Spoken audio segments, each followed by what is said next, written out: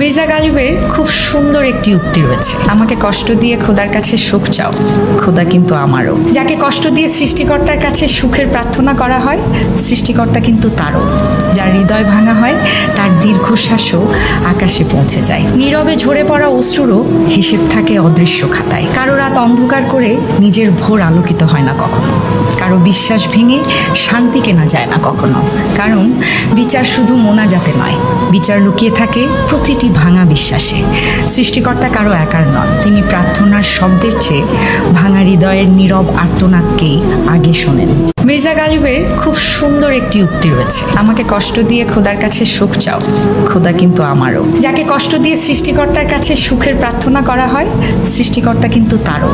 যার হৃদয় ভাঙা হয়, তার দীর্ঘশ্বাসও আকাশে পৌঁছে যায়। নীরবে ঝরে পড়া অশ্রুরও হিসেব থাকে অদৃশ্য খাতায়। কারো রাত অন্ধকার করে নিজের ভোর আলোকিত হয় না কখনো, কারো বিশ্বাস ভেঙে শান্তি কেনা যায় না কখনো।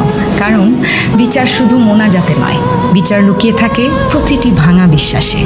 সৃষ্টিকর্তা কারো একার নন, তিনি প্রার্থনার শব্দের চেয়ে ভাঙা হৃদয়ের নীরব আর্তনাদকেই আগে শোনেন।